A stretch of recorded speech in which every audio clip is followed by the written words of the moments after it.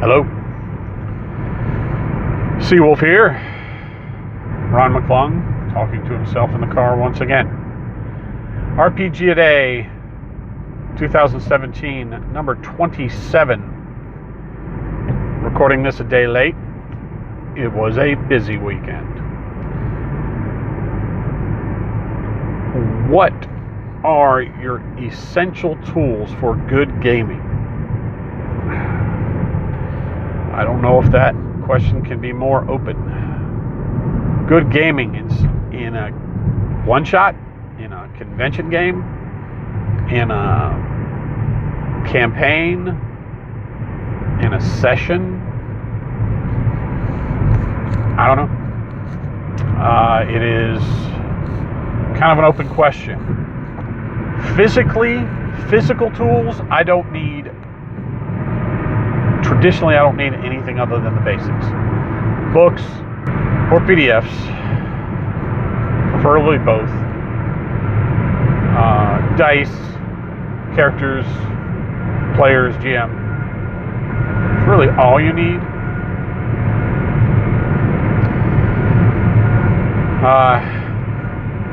The other stuff, miniatures, terrain, all that I like to have is not essential. And I'm more than willing to go theater of the mind, but I like to have tactical, I like to have visuals, I like to have immersion on occasion, or try to increase the immersion, and that's essential. I think that's one thing, is immersion, and you establish that somehow. Good story that the players can invest into. Good players. Got players that don't match up with your personality, you're not going to have a good day. I'm of the theory that everybody's a good player. It's just a matter of finding the right GM and the right player mix. I've had bad players that I consider bad, but I'm sure they've had a blast at other GMs. And, I welcome them to find those GMs. Every player needs to invest their time as well as much as the GM is investing to just get into the story. It's not fun if the GM's doing all the effort. The GM, in particular for campaigns and home games and stuff like that, he really kind of needs to know his players and their characters. Be involved in their background generation. Don't let them go crazy with their background. Be a part of it and inject stuff. I use for background, I think that's an essential tool. Good background, good story to start with, good characters with meat on them. And I've made it a habit of using a character generation system that's considered generic. It was made back in the 80s, early 90s maybe. I may have mentioned them. Heroes of Tomorrow is what I use for science fiction. Heroes of Legend is fantasy. I believe that's what it's called. And Heroes of Today is for modern games. Or near modern games. I like those a lot. I've used those. I've written a program to simulate the same content, and it just dumps it onto a file, and then I edit it to fit the setting. A lot of plot has come out of just the background, and it helps the players and it helps the GM really invest their time into the setting a little bit more and just get into it. And from a convention game or a one-shot, it still kind of applies. I make an effort to not just give one-page character sheets. I give a whole folder. And that folder will include at least a one-page background. Yeah, it's a lot to read sometimes. But I kind of try to boil it down to simple terms, and then bullet point goals and important stuff that they need to know right then. And during downtimes or during break, they can read the rest of it. But that, in either case, really helps. And what's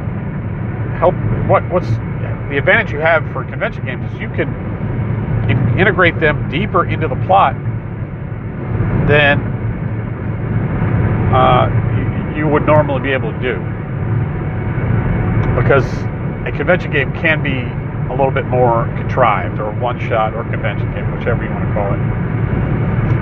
They can be a little bit more contrived. Coincidences can happen a little bit more because you don't know what happened before. So, and you can set up moments in the game through background that may or may not happen, or they may happen in a way you don't expect. Like, for instance, an example. I tend to like to, on occasion, throw a traitor or a mole in there. Player may pursue that. I may not give them enough motivation to pursue it, or they may not have an opportunity to do so. But if it does, it comes out, boom, it is, holy crap, there's a lot more to these characters than we expected. I should have read my background too. Something like that. It turns into something much more when stuff like that kind of just drops out. So, I just think that I like to harp on important stuff, like a couple of key things, and that's story. Anything else is not essential. You're here to tell a tale of great adventure, no matter what setting it is, and you do it how you want to do it, jointly together. It is not the GM story only. And if it is, and if it turns into that, that's just the GM railroading. You don't want that. Give the players a piece of that story, modify that story as it goes on. Always be thinking about the motivations of the NPCs and why they're doing what they're doing, and how they would react if they knew what the players were doing. But always remember, they don't always know what the players are doing. So, I guess that's another one. Perspective. Understand. The GM has to understand the perspective of the players. Motivation. Another essential aspect. Every player needs motivation, a reason to be in this story.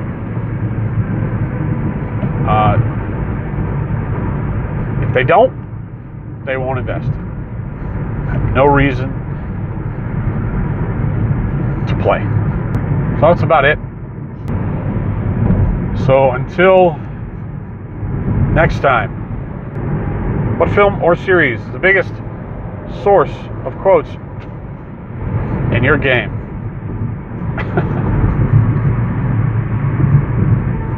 I have a bad feeling about this. Until then, seek the wolf in thyself.